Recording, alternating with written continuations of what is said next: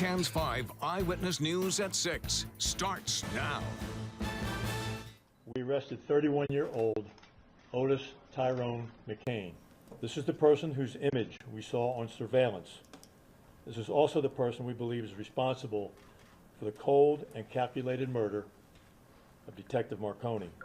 Tonight, just 36 hours after a city was shaken and a police department torn, an arrest is made in the cold-blooded killing of a beloved San Antonio police detective.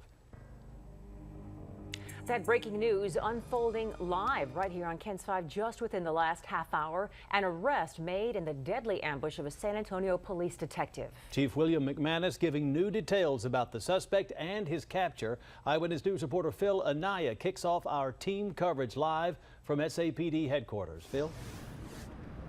Yeah, Jeff, Chief McManus just wrapped up that press conference about 30 minutes ago. As you heard off the top of the show, they arrested 31-year-old Otis McCain. The arrest happened around 4:30 this evening near I-10 and FM 1516. That is on the far east side. The arrest happened without incident, meaning the suspect did not try to fight or resist arrest. Now, he was driving a vehicle with a woman inside the vehicle and a 2-year-old child. The chief would not elaborate on what their relationship is.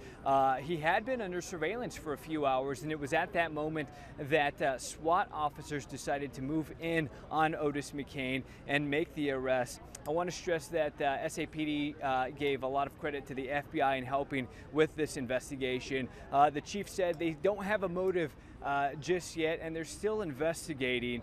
You know, we had the chance to ask Chief McManus and what it felt like to make this arrest. Here's what he had to say. Chief, what are the emotions that you're going through right now? Relief, a lot of relief. Everyone is relieved. I don't think anyone slept last night.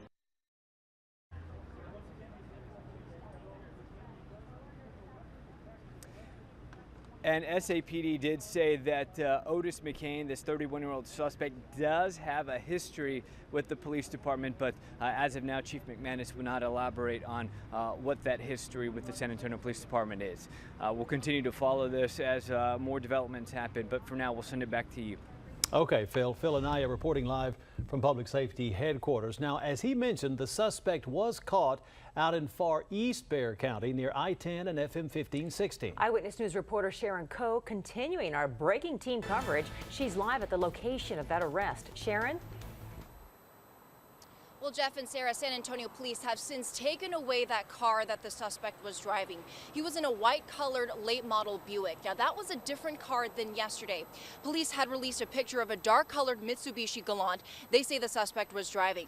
The police chief says this arrest was handled by SWAT and no one was injured. He credits the quick arrest to the joint effort by local, state, and federal law enforcement agencies. As for the vehicle the suspect was in, the police chief says that will be examined and processed for evidence. Reporting live, Sharon Coe, Ken's 5 Eyewitness News. Thank you, Sharon. The Marconi family is requesting privacy during this very difficult time, as you can imagine. They have released a statement earlier today saying, quote, "At this time, the Marconi family would like to give thanks from the bottom of our hearts for the outpouring of support, prayers, and love that we have received. Thank you to the San Antonio community and the nation as a whole for your support," end quote. Well, Sunday's fatal shooting put public safety agencies across San Antonio on edge. They want their employees to remain safe. Eyewitness News reporter Jeremy Baker spoke with several of those organizations, and he joins us now live from Public Safety Headquarters with what those organizations had to say. Jeremy?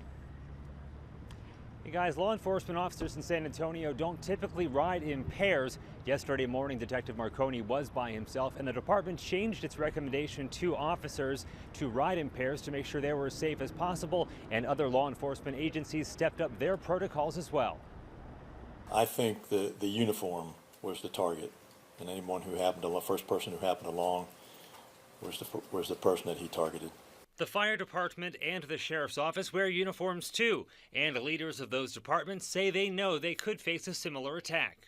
We've advised the entire San Antonio Fire Department to remain in a heightened state of awareness. Unlike San Antonio police officers, however, firefighters don't ride alone. It's a little bit different than being a police officer that may be by himself or herself in a patrol car. In addition, firefighters always travel in teams. It's important to understand that with the fire department, when we go out on a call and we send a fire apparatus out, we have 4 people in that apparatus. The Barry County Sheriff's Office is assisting with the hunt for the killer and told KENS 5, "We are not discussing publicly what we are doing differently. However, all of our employees are on heightened awareness as we work to help find the killer."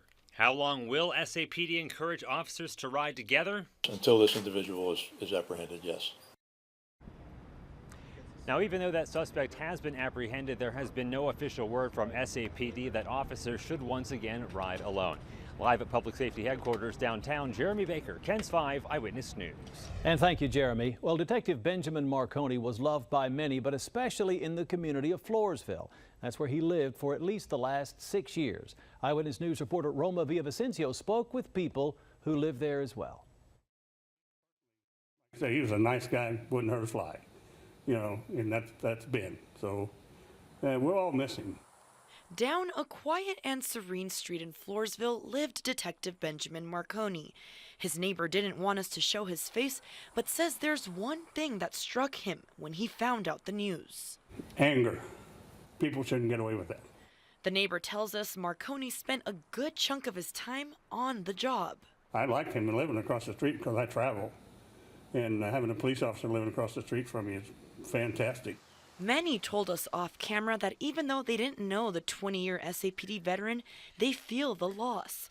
A Floresville police officer said he is deeply affected. Detective Marconi grew up here. We know that he graduated from Floresville High School in the early 80s, and we also know that his son and daughter attended schools in Floresville. The mood throughout the small town was solemn. No matter the distance, both in Floresville and San Antonio, his impact on people was huge. I didn't know him, but I've known people who know him, and it doesn't take long for you to learn within, that community who the really good ones are. In Floresville, Roma Villavicencio, KENS 5 Eyewitness News.